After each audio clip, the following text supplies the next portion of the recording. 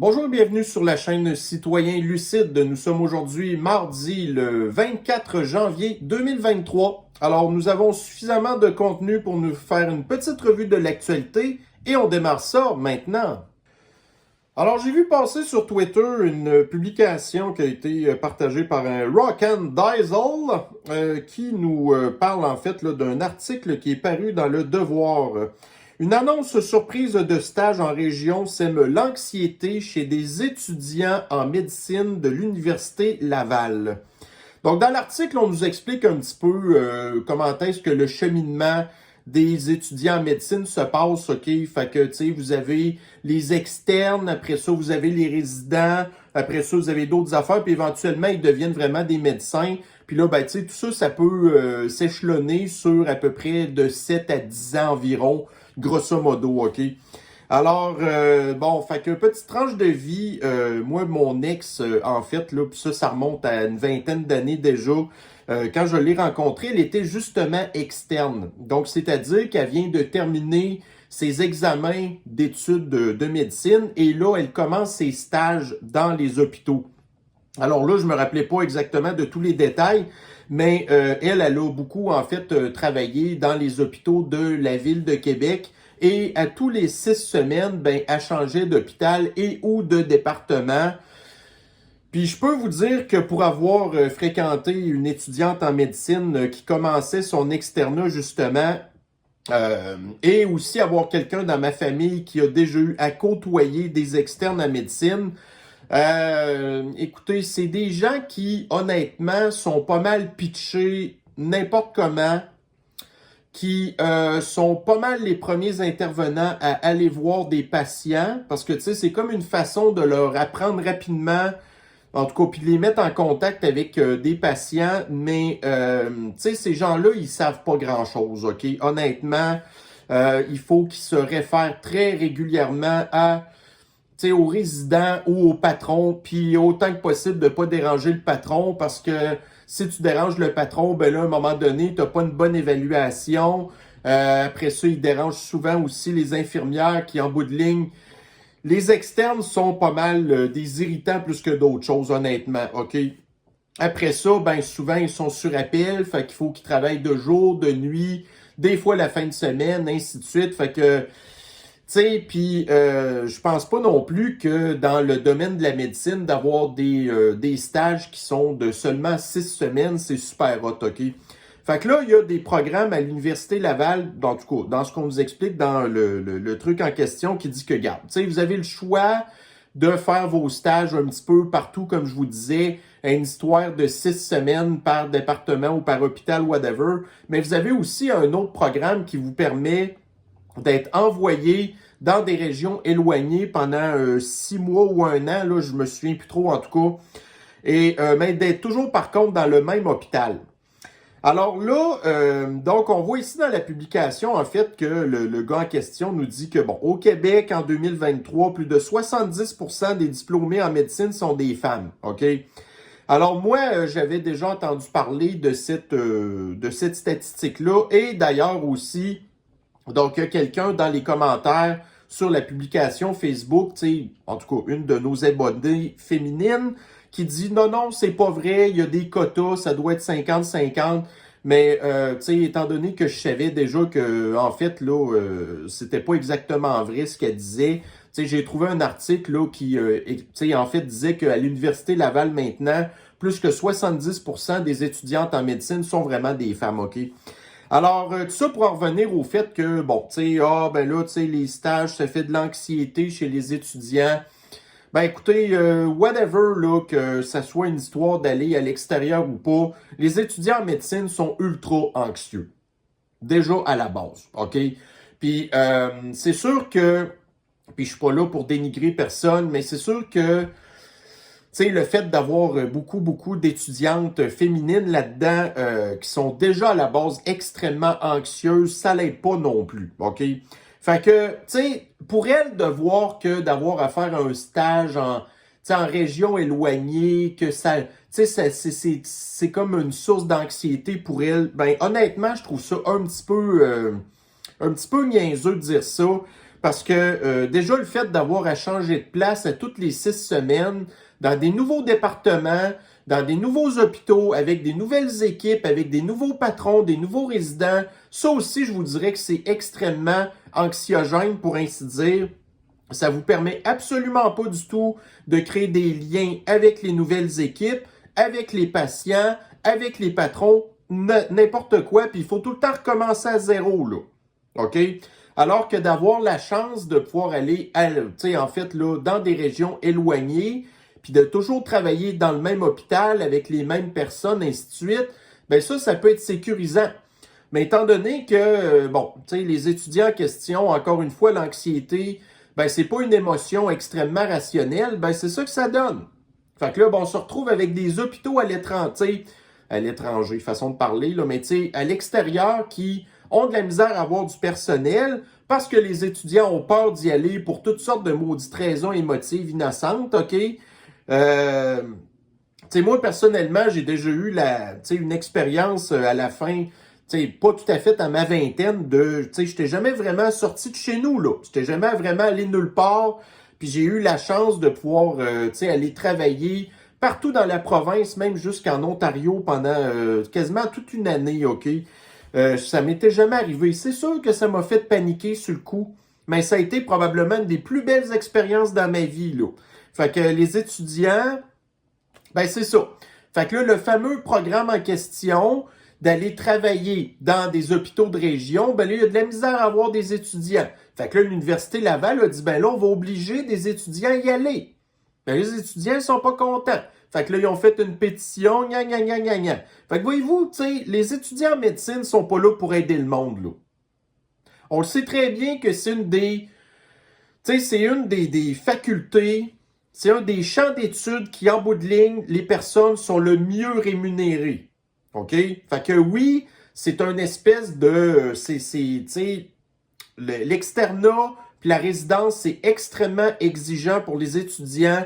Mais une fois qu'ils sont rendus patrons après ça, regardez, ça fait partie du 1% de la population qui est extrêmement... Puis en plus, on le sait comment est-ce que les médecins au Québec à cette heure sont rendus bien trop payés, puis qu'ils sont tellement trop payés à cette heure qu'ils peuvent se permettre de travailler seulement 3 jours semaine, de pas travailler la fin de semaine, puis ils font ce qu'ils veulent, OK? Fait qu'ils sont gâtés pourris, là, honnêtement. Puis là, en plus, quand ils sont externes, donc ils viennent à peine de sortir de l'université, ben la plupart, en plus, ils restent chez leurs parents, là. Ils sont pas en couple. Souvent, ils n'ont pas d'enfants, ils n'ont rien de sérieux dans leur vie, il n'y aurait rien qui pourrait les empêcher d'aller se botter le derrière, d'aller un petit peu en région quitte à ce que ce soit pendant 1 an, se rendre compte comment est-ce que la vie se passe à l'extérieur des calices de villes dégueulasses, OK? Puis là, en plus, c'est là qu'il y a le plus d'achalandage. Tu sais, voyez-vous, c'est dans les grands centres que les hôpitaux sont les plus... où il y a le plus d'action. Puis là, après ça, les étudiants, on est stressé, il y a trop de monde, nanana. Mais pourquoi justement vous n'allez pas en région parce que c'est peut-être un petit peu plus relax? Mais non, encore une fois. Fait que, étant donné que ces gens-là ont le gros bout du bâton, ben là, l'Université Laval a comme un peu mis ça sur la glace. On va voir. En tout cas, bref. Fait que, c'est ça. Fait que fiez-vous pas aux professionnels de l'antisanté pour s'occuper de nous. Parce que tout ce qui les intéresse, c'est eux. C'est pas nous. OK? Bon, alors ici, encore dans la communauté flyée, on est dans le Daily Mail. Fait que là, je vous ai parlé hier de l'espèce de transgenre qui était à la base d'une femme, qui a voulu devenir un homme, qui a eu un one-night stand, puis que là, en bout de ligne, il est tombé enceinte, puis que là, finalement, a décidé de le garder. Ben là, on a une situation un petit peu semblable ici. Donc ici, une personne de la communauté flyée qui, à la base, était une femme, qui a voulu devenir un homme, puis que là, en plus, se considère un hippocampe. Un seahorse, là. Donc ça, c'est un hippocampe, là. Donc la personne se considère même pas un humain. La personne se considère un hippocampe. Parce que là, à la base, c'était une femme qui est devenu un homme, mais qui a encore tous ses organes féminins. Fait que là, tu sais, on le sait que chez les hippocampes, ben c'est eux qui se trouvent un petit peu, je pense que c'est les kangourous aussi qui font ça, que c'est eux qui portent le bébé, ou le kangourou, je pense qu'il se le promène là, entre les deux. Mais effectivement, chez les hippocampes, ça a l'air que c'est les mâles qui portent la progéniture dans leur ventre, là. Fait que cette personne-là se considère un peu comme un hippocampe. Fait que là, il y a du monde qui dit, ben là, c'est quoi, là? T'es-tu un homme ou t'es une femme? Parce que si t'es un homme, t'es pas supposé avoir des enfants. Puis là, cette personne-là me dit, oh, ben là, la nature m'a comme donné les organes qu'il faut pour le faire, fait que pourquoi pas en profiter? Bon, mais là, c'est pas de même que ça marche, là. Tu sais, tu décides pas d'être un homme ou une femme quand ça te tente, OK? Puis en plus qu'en bout de ligne, ben là, tu vas avoir un enfant qui est dans une espèce de milieu qui est totalement malsain, OK? Ben, tout ce que je voulais avec cet article-là, c'est de vous montrer qu'à tous les jours, on va passer ce genre de farfeluterie-là, OK? Ça, je suis obligé d'inventer des mots, là, parce que c'est farfelu, puis une farfeluterie, ça n'existe pas, mais là, ça existe avec ces gens-là.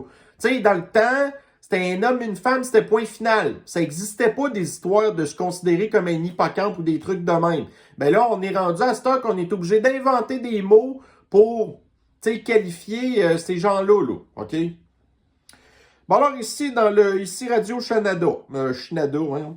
Donc, une fédération dénonce les salaires de hauts fonctionnaires de l'État kakistanais. Fait que là, j'étais un petit peu surpris parce que je pense que sur ma page Facebook, j'avais partagé un article la semaine dernière qui nous parlait des salaires des hauts fonctionnaires dans le gouvernement communiste du Pakistan. OK? Toutes des gens qui gagnent dans les 6 chiffres, OK? Qui font pas grand-chose, parce qu'en bout de ligne, c'est Yank McKinsey qui décide tout, puis que là, en plus, le gouvernement a décidé d'accorder des augmentations de salaire à ces gens-là qui varient entre 12% et 20%.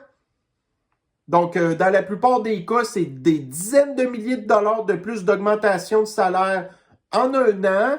Tout ça parce que, ouais, c'est à cause de l'inflation.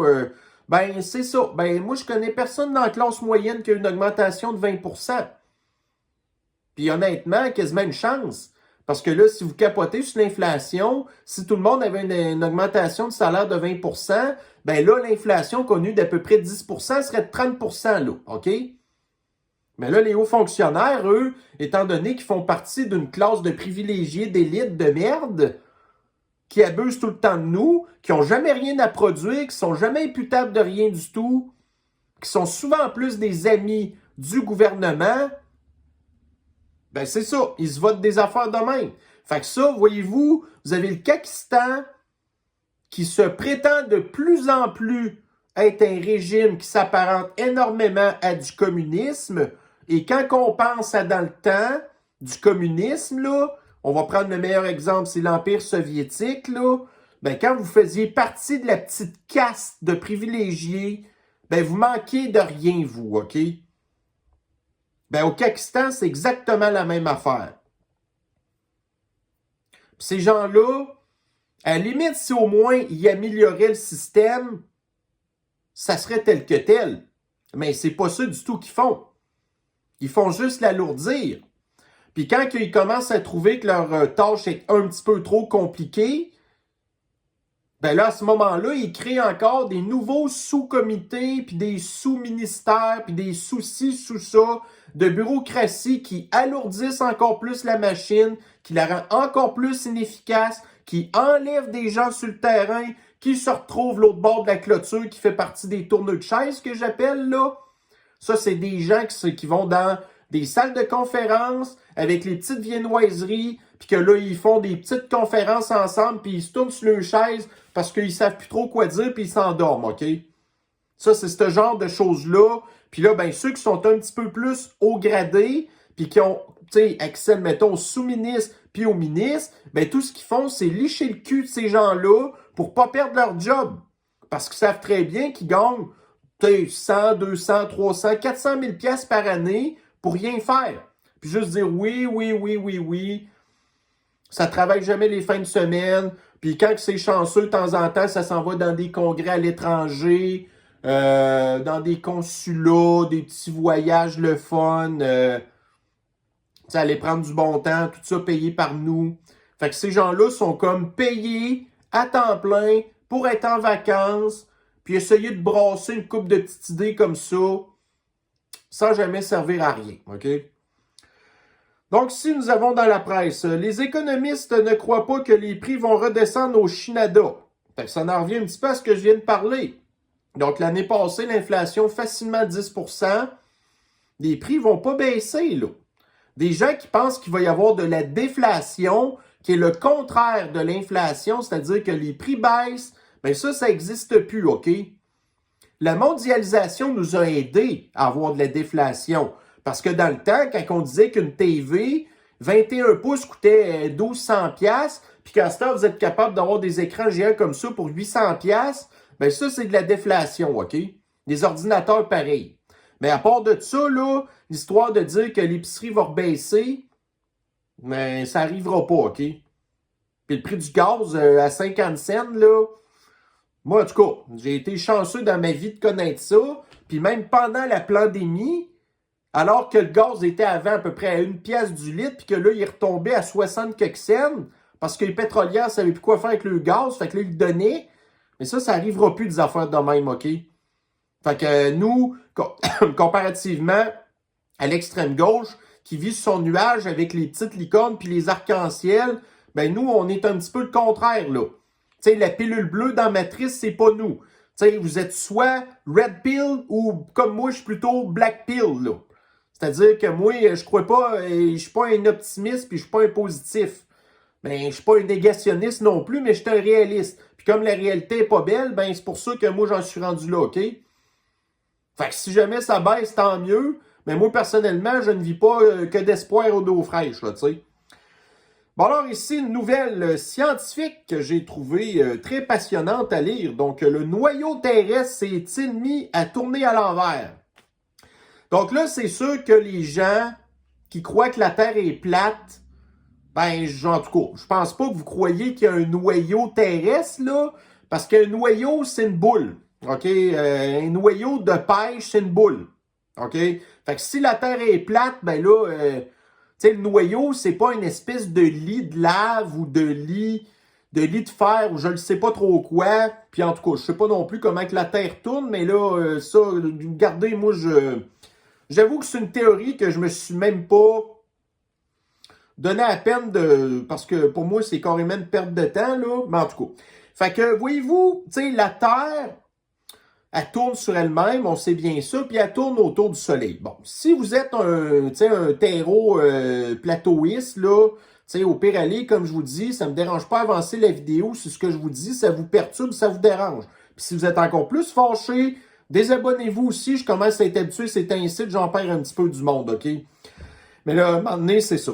Bon, fait que là, donc, on a notre planète qui tourne sur elle-même et qui a un champ magnétique. Donc, un champ magnétique, ça, c'est possible parce que la tourne sur elle-même et c'est très possiblement aussi créé par justement le noyau de la planète qui est un noyau, on le sait pas trop, c'est un noyau en métal ou un noyau liquide, on le sait pas, mais la masse est tellement grande que le fait que ça tourne cette affaire-là, à un moment donné, ben ça crée un champ magnétique, OK? Puis la Terre tourne aussi sur elle-même à cause que le noyau tourne. Si le noyau tournait pas, éventuellement, la planète tournerait plus sur elle-même, là. Fait qu'éventuellement, la planète Terre, probablement, qu'elle montrait toujours la même face au Soleil. Fait que là, vous auriez une partie de la planète qui serait comme tout le temps exposée au Soleil, puis vous en auriez un autre qui serait une espèce là, de nuit polaire tout le temps, là. OK? Fait que de savoir que le noyau peut des fois tourner d'un bord, puis des fois tourner de l'autre bord, moi, vite comme ça, ce coup, ça m'a un peu inquiété. Parce que si éventuellement, pendant trop longtemps, le noyau tournait à l'envers de la position qui tourne présentement, ben c'est justement que ça pourrait peut-être éventuellement ralentir la planète qui tourne. Puis si ça continue pendant trop longtemps, peut-être même que la Terre pourrait virer dans l'autre bord. OK? Donc, il y a deux planètes dans le système solaire qui virent l'autre bord des planètes comme nous, on vire, là. Vous avez Vénus, puis vous avez Uranus. Mais Uranus, on ne peut pas exactement la considérer comme un bon exemple parce que Uranus, elle, tu sais, vous avez, nous, nos pôles de sud, pôle nord, tu sais, bas en haut. Mais Uranus, elle, ses pôles sont comme une position de notre équateur. Donc, en bout de ligne, Uranus, c'est comme si justement elle, donc elle vire à l'envers, puis en plus, elle montre comme pas mal tout le temps la même face au Soleil, OK? Bon, mais mettons, on oublie, mais vous avez Vénus, là. Donc, Vénus, qui, comparativement à la Terre, puis pourtant, elle a une grosseur similaire à la Terre, OK? Ben, elle est un petit peu plus proche du Soleil, mais elle vire à l'envers. Fait que le jour sur Vénus, il dure beaucoup plus longtemps que sur la Terre, puis c'est la planète qui est la plus chaude du système solaire. Donc, si notre planète virait à l'envers de ce qu'elle vire présentement, je ne suis pas sûr que ce serait une bonne affaire, OK? Mais en tout cas. Alors, encore une fois, donc, vous avez des gens, donc des scientifiques, qui ne sont pas d'accord sur les histoires. OK? Fait que voyez-vous, là, ça, c'est de la mécanique, OK? Donc, les scientifiques de la Terre s'entendent pas sur des histoires de même. Mais moi, ce qui me fait un petit peu rire, c'est que vous avez des scientifiques qui, eux, comprennent le climat. Fait que moi, je me dis que si vous avez des scientifiques qui comprennent rien mécanique de la planète, puis que vous en avez d'autres qui comprennent des affaires climatiques, là, puis qui sont sûrs et certains de leur affaire, puis que c'est à cause de ça que les mondialistes nous font subir tout ce qu'on est en train de subir, en fait, là. Fait que, non, moi, je suis désolé, là. Mais en tout cas, fait que bref, moi, c'est quelque chose qui... Je vous le dis, je suis un gars qui adore la science. Mais là, tu sais, au moins, au pire aller, on se pose des questions. Puis au pire aller, ben là, vous avez des scientifiques qui ont le droit de s'obstiner. C'est pas comme pendant le fascisme sanitaire, où ce que vous avez les experts puis les scientifiques de la santé, et non pas de l'anti-santé, qui se sont fait museler par le culte des experts de l'anti-santé, qui ont perdu le job, que leur mafia de collège des médecins les a pas défendus, au contraire, les a sacrés dehors à coups de pied dans le derrière. Mais ça, c'est pas de la science, là. Mais ça, ici, c'est de la science. Puis ça, c'est intéressant. Puis ça peut avoir un gros impact sur nous. Donc, ça nous explique, entre autres, pourquoi que le champ magnétique, ben, tu sais, le pôle nord, pôle sud, le champ magnétique, ça bouge tout le temps. Puis que c'est peut-être pour ça qu'on va avoir une inversion des pôles magnétiques. Que c'est peut-être pour ça aussi qu'il y a des trous dans la couche d'ozone. C'est des affaires ultra... En tout cas, moi, ça m'intéresse au bout. Puis je m'excuse pour ceux que ça peut avoir ennuyé.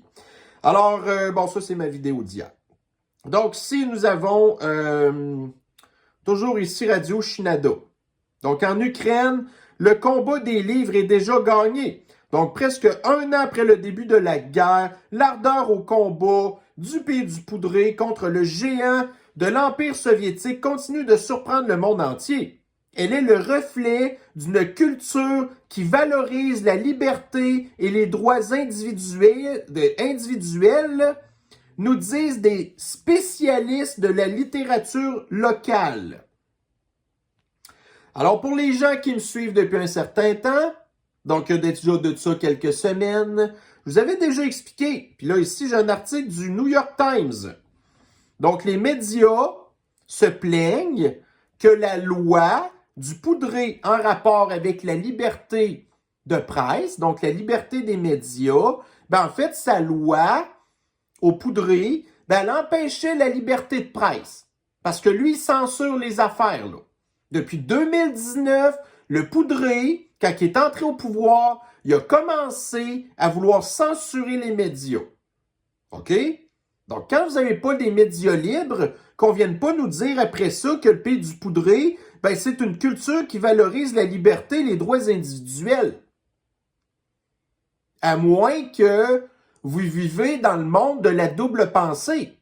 Donc, on vous dit que vous avez des droits individuels, mais d'un autre côté, vous n'avez pas pantoute, OK? Mais quand vous ne faites pas partie du culte, ben vous le savez que c'est pas ça la liberté. La liberté, c'est pas d'empêcher du monde de parler, OK?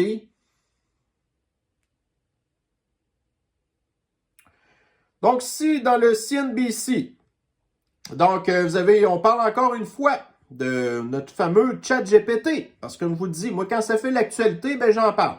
Donc, Microsoft annonce plusieurs milliards de dollars d'investissement dans OpenAI. Donc ça, c'est la compagnie qui est derrière ChatGPT. Donc l'histoire là, de l'intelligence artificielle qui est quand même bon, beaucoup de problèmes, mais qui peut être prometteuse. Mais je ne le sais pas. Je suis vraiment divisé à savoir s'il y a plus de bénéfices que d'inconvénients là-dedans, honnêtement. Je suis en train de me poser la question. Je ne suis pas encore décidé. OK?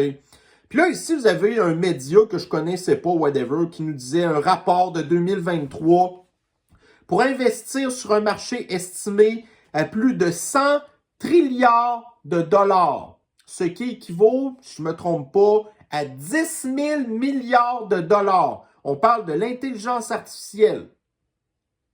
Donc, c'est pas très étonnant que des entreprises comme Microsoft veulent investir dans ce truc-là si vraiment ça représente 10 000 milliards de dollars. Tu sais? Puis qu'éventuellement, ben, en tout cas, ça va devenir intelligent, ça, là. Pour vrai, ça va être capable de comprendre des affaires tout seul. Bon. Alors ici, OK, donc sur la chaîne de Timcast hier, on nous parle, puis j'ai vu d'ailleurs à matin des articles qui en parlent, comment est-ce que la population du Japon, qui est extrêmement vieillissante, que ça pourrait peut-être mener à une destruction carrément de la civilisation nippone. Donc, les Nippons, c'est les Japonais, là, OK? Parce que l'année passée, imaginez-vous, c'est une population de 100 quelques millions d'habitants. 100 quelques millions d'habitants, là. Au Canada, on est 35 millions d'habitants à peu près. Donc, c'est 3 fois plus de Japonais. L'année passée, ils ont eu seulement 800 000 nouveaux-nés sur une population de 100 quelques millions. Puis au Japon, là, eux, l'immigration, ça fait pas partie de leur valeur, OK? Fait qu'à un moment donné, ça va dropper vite. Le Japon, c'est une des populations les plus vieilles au monde. Tu sais? Donc, si, dans le Journal de Montréal, on va parler de notre forban de pirate de Fitzgibbon. Alors, vous avez d'un côté l'intelligence artificielle qui peut être inquiétante. Vous avez d'un autre côté les ordinateurs quantiques. OK? Alors, j'ai lu une couple d'articles qui nous expliquent comment est-ce que les ordinateurs quantiques fonctionnent. Puis honnêtement, je comprends à rien pantoute, OK? C'est vraiment ultra compliqué un ordinateur quantique. Puis même les personnes qui sont en arrière des ordinateurs quantiques, je suis même pas certain qu'ils savent exactement ce qu'ils font. Donc là, ça peut être inquiétant. Parce qu'un ordinateur quantique, c'est beaucoup plus rapide qu'un ordinateur ordinaire. Mais c'est extrêmement compliqué. OK? Fait que, mais on n'est pas exactement sûr des bienfaits de tout ça encore. Mais là, voyez-vous, le Kakistan, fait que là, Fitzgibbon, il vient de nous annoncer qu'il y a un ordinateur quantique qui va s'installer au Québec, au Kakistan. Fait qu'on est le 5e endroit seulement au monde à avoir un ordinateur comme ça. Et sachant comment est-ce que le Kakistan s'enligne vers la numérisation de nos données, puis qu'éventuellement, ça va prendre des ordinateurs quantiques pour s'occuper de tout ça, c'est très inquiétant. Okay? Mais encore une fois, j'ai lu sur la technologie des ordinateurs quantiques, puis c'est pas une tour d'ordinateur ordinaire, OK? Il faut que l'ordinateur fonctionne à des températures d'à peu près moins 200 degrés Celsius. C'est vraiment très compliqué à faire fonctionner ça, OK? Fait que c'est peut-être pas du jour au lendemain que, bon, là, on est le 5e endroit de n'avoir un, mais éventuellement, il va y en avoir d'autres places ailleurs qui vont avoir des ordinateurs probablement pas mal plus performants que les nôtres, puis que le nôtre, dans le temps de le dire, va être dépassé, OK? Mais encore une fois, ça, c'est la priorité du forban pirate.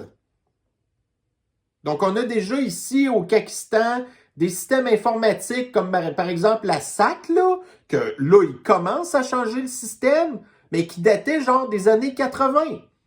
Ben, il y a des systèmes comme ça ailleurs aussi, genre dans les hôpitaux puis des trucs de même. Mais lui, au lieu de faire les affaires dans l'ordre, là, ben là, il nous arrive déjà avec un ordinateur quantique. Donc, ici, dans le journal du Pakistan, donc une communauté Innu poursuit Hydro-Québec pour 2,2 milliards de dollars. Encore une fois, la communauté autochtone qui s'est trouvé une autre manière d'aller quêter un chèque qui est toujours dans les milliards de dollars. Donc là, l'espèce de conflit en question a rapport avec la centrale de Churchill Falls dans le Labrador. Donc là, les Inuits, qui tout d'un coup, ils sortent des, je sais pas, ils tombent des nus. Des Inuits qui tombent des nus, tiens donc. Tu sais, Churchill Falls, là, ça date de quoi, les années 70, ça, cette affaire-là? Ben là, ils viennent de se réveiller en 2023 que le gouvernement et Hydro-Québec les avaient pas consultés pour faire la centrale hydroélectrique en question. Fait que là, ils demandent 2,2 milliards de dollars en compensation. OK? On apprend que Hydro-Québec possède 24%, OK, de la centrale, que là-dessus, le gouvernement, tu sais, Hydro-Québec touche des profits de genre 15%. Puis là, les Inuits, en plus de demander un chèque de 2,2 milliards de dollars, ben là, ils demandent 12,5% des 15% de profits que le gouvernement touche présentement. 12,5%, puis Hydro-Québec en touche 15%. Fait que, grosso modo, là, tout d'un coup, vous avez les Inuits qui n'ont jamais rien construit dans leur vie, là. Ici, là, qu'on parle dans notre nouvelle société, c'est toutes nous qui avons fait ces infrastructures-là. Puis là, vous avez les Inuits, en bout de ligne, qui veulent ramasser 12,5% des affaires qui n'ont rien fait.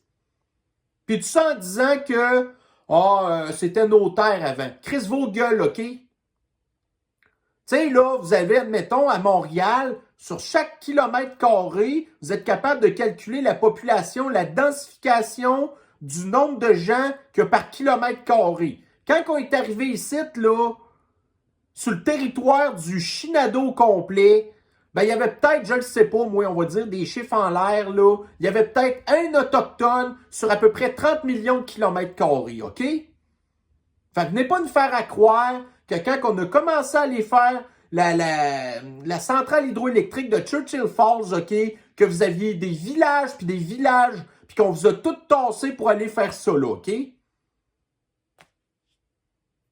Fait que, mais encore une fois, les Autochtones, quand ils ont épuisé des chèques de milliards de dollars qu'on leur a donnés, que les redevances qu'on leur donne, qui équivalent à des centaines de millions par année, que c'est encore pas assez, ben, ils se trouvent toujours une nouvelle cause pour aller nous quêter encore un gros chèque. Fait que vous avez le droit de prendre pour eux. Mais moi, personnellement, si au moins ils participaient à l'amélioration de notre société, ça serait une autre affaire. Mais c'est pas du tout le cas. Ils sont déjà même pas capables de s'occuper d'eux-mêmes. Puis chaque fois qu'on leur envoie de l'argent, ça règle rien. Donc vous avez les communautés dans le Grand Nord, que leur électricité très souvent, c'est des génératrices au diesel, puis après ça, ils viennent nous faire chier qu'on détruit l'environnement. On leur a construit des maisons, Chris, ils les entretiennent pas. OK? Fait commencez par vous occuper de vos petites communautés, prouvez-nous que vous êtes de bonne foi, puis après ça, peut-être qu'on voudra vous envoyer de l'argent. Mais vous êtes là, vous êtes payé à rien faire. De positif, en tout cas. OK? Bon, alors ici, dans le journal du Pakistan. Donc, Chevrolet Bolt, une action collective autorisée contre General Motors. Donc, la Chevrolet Bolt, ben, c'est encore un char à batterie. Fait que tous les gens qui sont propriétaires d'une Chevrolet Bolt, ben en fait, ça a été des espèces de... En tout cas, vous avez testé le produit. Vous avez payé super cher pour ça. OK? Puis, ben, vous avez servi d'expérimentation. Fait que là, ben là, les propriétaires de Chevrolet Bolt, ben là, ils veulent de l'argent encore. Bon, en tout cas. Mais les chars à batterie, c'est ça qui se passe. C'est que c'est une technologie qui n'est pas encore au point. Puis qui ne le sera pas. Parce que c'est des ordinateurs ambulants qui roulent. Puis il y a certains climats, pour eux, peut-être que ça va être moins pire que d'autres. Mais des chars à batterie ici, là, pas sûr, en tout cas. Mais whatever, faites ce que vous voulez. C'est votre argent, hein? Bon, alors ici, dans la presse, donc un rappel à l'ordre du collège, en tout cas, de la mafia du collège des médecins. Là, c'était quoi donc ça, cette histoire-là? Ah, bon. Fait que là, la mafia du collège des médecins trouve que les médecins qui ont de la difficulté à faire ou à offrir l'aide médicale à mourir, ben là, vous avez la mafia du collège des médecins qui veut mettre de la pression sur ces médecins-là en prétextant que l'aide médicale à mourir, ben c'est une procédure médicale comme un autre puis qu'il n'y a pas... il n'y a rien là. Fait que la mafia du collège des médecins qui oblige la population à se faire empoisonner, ses membres à se faire empoisonner, autrement tu te fais sacrer dehors. Il n'y a rien de scientifique là-dedans, là. Là, après ça, vous avez la mafia du collège des médecins qui... Ah, l'aide médicale à mourir, ça, c'est merveilleux, ça. Donnez-la à tout le monde. C'est un service comme un autre, là. Tu sais, ils sont-ils là pour nous soigner? Je pense qu'ils sont plutôt là pour nous faire disparaître. Puis qu'en bout de ligne, tout ce qui les intéresse, ben c'est leur gros salaire. Hein? Belle mentalité, ça. Donc, ici, dans France Info. Donc, l'OMS demande 2,5 milliards de dollars pour répondre aux urgences en 2023. Donc, le budget actuel, annuel de l'OMS, est d'un peu plus de 6 milliards de dollars par année. Donc, 2 milliards de 6 milliards, ben là, ils demandent, dans le fond, une espèce d'augmentation de leur budget de 33%. Alors que c'est pas du tout leur job de s'occuper de ça. Fait que s'il y a une pandémie ou une épidémie quelque part, ben c'est au pays en question à s'occuper avec ses affaires. C'est pas à l'ONU de se mêler de ça. Fait que là, ils veulent emmener large. Puis on le sait que l'OMS, l'Organisation des mondialistes, financée majoritairement par Bill Gates et aussi par la Chine, qui veulent prendre la place, tu sais, de la souveraineté des pays, de s'occuper de leurs affaires de santé, OK? Bon, alors ici, on a un show de boucan d'une madame une espèce de Black Lives Matter, là. Alors, vous avez ici une fille qui a fait partie de l'équipe d'athlètes américaines qui a pris l'avion et qui, alors que l'avion était sur le bord de décoller, s'est fait demander par un agent de bord que la fille, elle éteigne son cellulaire. Parce que c'est comme ça que ça marche. Mais la fille ne voulait pas éteindre son cellulaire. Fait que là, elle a commencé à péter les plombs, en toute Black Lives Matter qu'elle est, en toute... bon, en tout cas, ces gens-là qui ont une certaine culture de chercher le trouble, OK? Donc là, elle a commencé à se filmer, puis à pas vouloir collaborer, ainsi de suite. Puis tout ça pour dire qu'à un moment donné, parce que là, les autres passagers commençaient à être tannés. Puis là, les agents de bord, ben là, le commandant de bord a dit non, là, cette fille-là, on est écœuré d'elle, là, vous la sortez de l'avion. Parce que là, elle nous tombe ses nerfs solides, là. Fait que quand elle est sortie de l'avion, ben les passagers ils ont applaudi. OK? Fait que voyez-vous, là, c'est pas tout le monde qui est d'accord avec les histoires de revendication de Black Lives Matter puis leur espèce de tantrum, OK? Puis là, la fille, tu sais, regardez, tu sais, on la voit dans sa vidéo, tu sais, elle a les ongles longs de même, là, puis tu sais, la vraie stéréotypique de ce qu'on s'attendrait d'un show de boucan de même. Parce que chaque fois qu'il y en a une qui fait un show de boucan de même, ben c'est tout le temps exactement le même genre de frame, là. Donc, ici, nous avons dans le Daily Mail. Alors, la crise des overdoses puis des morts à cause de la drogue à Seattle, c'est tellement grave que là, il commence à manquer de place pour, tu sais, entreposer les corps, là. Puis la crise, elle fait juste s'aggraver, OK? Et moi, je me suis pas empêché de penser que, puis Seattle, Seattle, non, c'est vrai, ça, c'est pas... OK, ça, c'est dans l'État de Washington. C'est pas dans l'État de la Californie. Mais en tout cas, fait que probablement que l'État de Washington va éventuellement aussi emboîter le pas de cette nouvelle ici du CNN, où ce qu'on apprenait que la Californie, maintenant, allait autoriser le compostage d'humains. Fait que quand vous allez vous retrouver dans des endroits comme Seattle qui éventuellement manquent de place pour entreposer les morts, ben là, ce qu'ils vont dire, c'est ah ben là, puis étant donné que ces gens-là, souvent, c'est des gens dans la misère, qui ont plus trop de famille, qui ont des problèmes de maladie mentale, personne va réclamer leur corps. Fait que qu'est-ce qu'on va faire avec ces gens-là? Ben, on va les transformer en compost. C'est peut-être un petit peu pour ça que la Californie a fait ça. C'est parce qu'eux aussi ont des problèmes de même. Puis éventuellement, ils ne sauront plus quoi faire avec le mort. Fait qu'ils vont les envoyer dans des espèces de charniers, là. Puis après ça, ils vont faire de la terre avec ça. C'est beau, hein? Bon, alors ici, dans le Daily Mail. Alors, la fin de semaine passée, ça n'a pas été beau à Atlanta. Puis je pense à Boston aussi, en tout cas, je ne sais plus trop.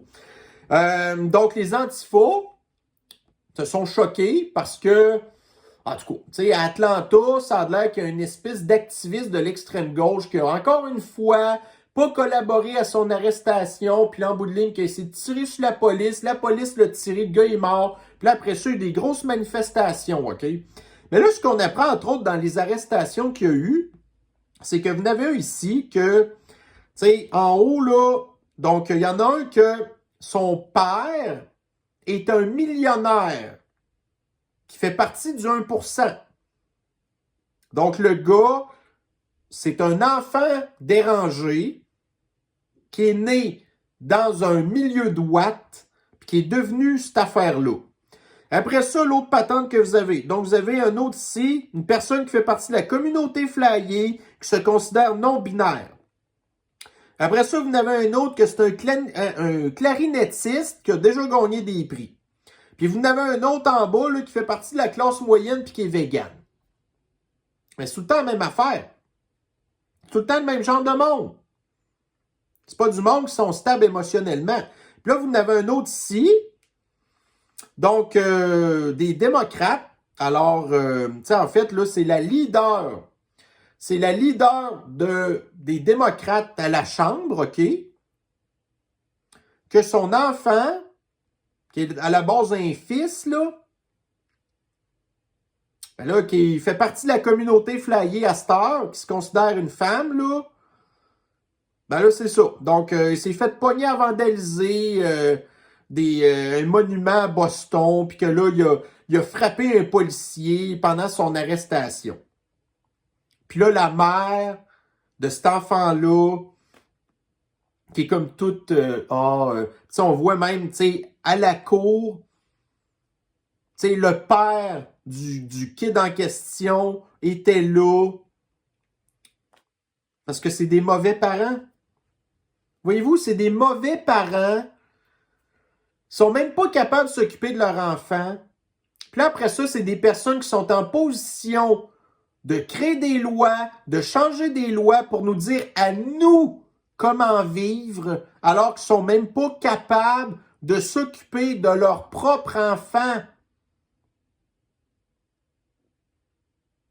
Tu sais? Pas drôle, ça, là. Donc, c'est dans Globe and Mail. Donc, un officiel senior du gouvernement du Poudré est obligé de démissionner à cause qu'il y a des allégations de corruption contre lui. Imaginez-vous, le pays du Poudré est un pays corrompu. Mais qui aurait pu imaginer une affaire de même? Donc là, c'est surprenant parce que, tu sais, le Globe and Mail, c'est l'extrême gauche, ça, là. C'est un média de l'extrême gauche.